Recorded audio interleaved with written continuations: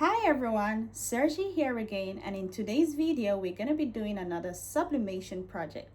Today we're going to be sublimating a 16-ounce frosted glass can using a design that I got from Creative Fabrica. I just want to let you know that Creative Fabrica has a huge collection of seasonal graphics that can always help you with your designs.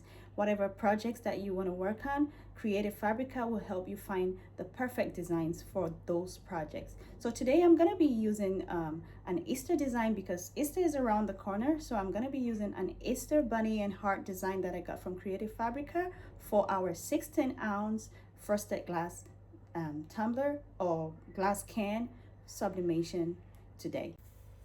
So we're going to be using this 16-ounce frosted tumbler or frosted glass can. So we're going to take off the lid and then we're going to start measuring. So I'm getting the measurement for the height, which I think will be 4.8 or 4.85. And then the circumference, which will be about 9.85. Yeah, so we're gonna get into Canva and we're gonna input all the measurements. The width, 9.35, sorry, I made a mistake there. 9.35 was what I went with, and then the height was 4.85. And we're gonna put everything in inches and we're gonna start adjusting in Canva. First, we're gonna upload the design we got from Creative Fabrica. You're gonna upload it into Canva and then we're gonna transfer it to this page right here, which represents the measurement that we just got. And we're gonna adjust everything before downloading. So we're gonna head over here and download transparent background, PDF print, and then click download. Then we're gonna save it onto our desktop. I'm just gonna save it as bunny heart and save. Now that's the design we got. We're gonna transfer it into GIMP and prepare for printing. Scaling the image, I just want to see if all the measurements are right, as you can see. And then we're gonna click print and do some adjustments before printing. You want to make sure you have the right paper and size. Then click print. So once our design is done printing,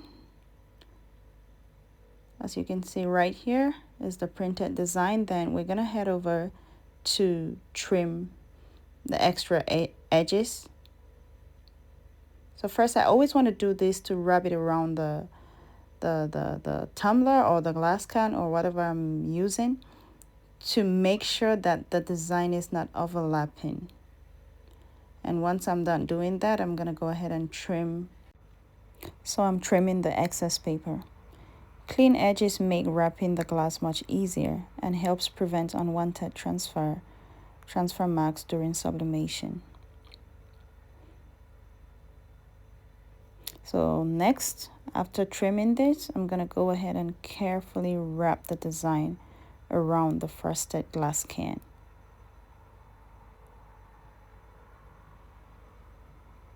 So here's our design. Before wrapping the design around the glass can, I want to make sure that the can is clean, and I'm going to use some rubbing alcohol to clean the surface of the glass. I'm going to let it sit for a while so everything gets dried up. And once that's done, I'm going to go ahead and wrap the design around the glass. So I'm going to be using the heat transfer tape, or the heat resistant tape, sorry, to secure the design around the tumbler or the glass can. So keeping the design tight against the tumbler or the glass can is very important because it helps prevent ghosting, which can help if the paper shifts during pressing.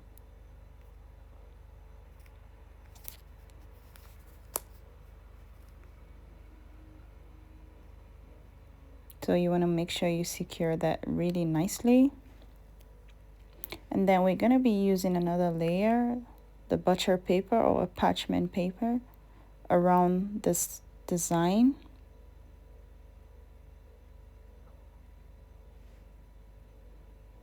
This extra layer protects the heat press and helps absorb any excess sublimation ink during the sublimation process.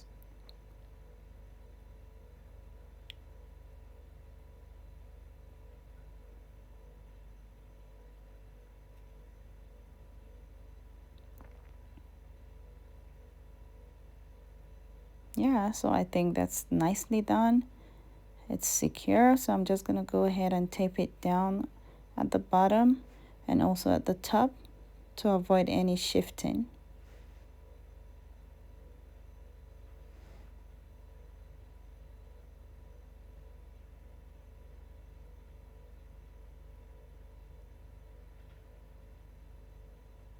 I'm just gonna need more tape for that. And then we're gonna go ahead to the heating process.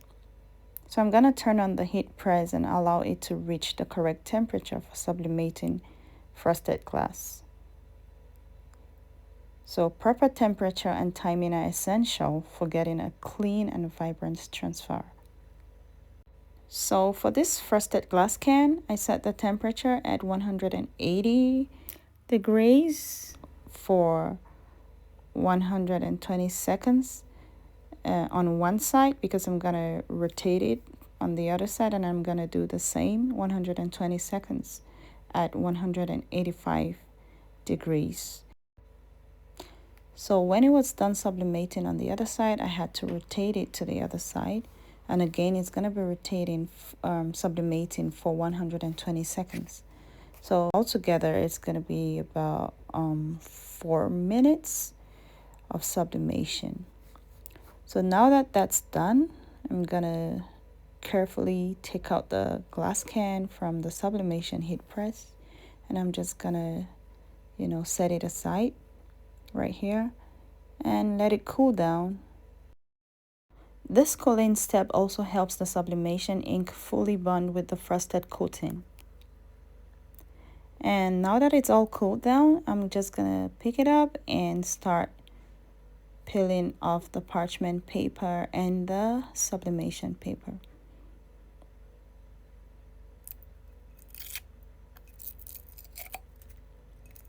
So we're gonna carefully take off the parchment paper first, and then second we're gonna do the sublimation paper.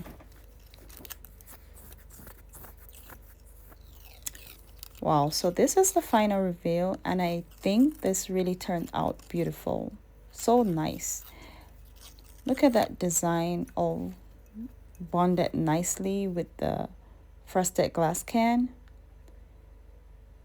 So you want to make sure you always use a clean cloth to clean your tumbler or your glass can after sublimation, because there might just be some residue left from the sublimation paper after sublimation.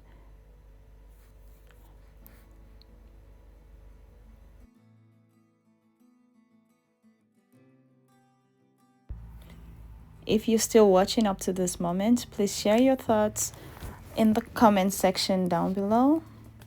Tell me what you think. Did you like how this turned out? And will you like to try this project in the future? If you do, please don't forget to share your experience. And this, guys, is your very easy and beginner-friendly tutorial on how to sublimate a 16-ounce tumbler. So you might want to try this in the future. Until next time, this is Sergi Studio, where we create, craft, and inspire. I'll see you in the next one, and please don't forget to subscribe to my channel.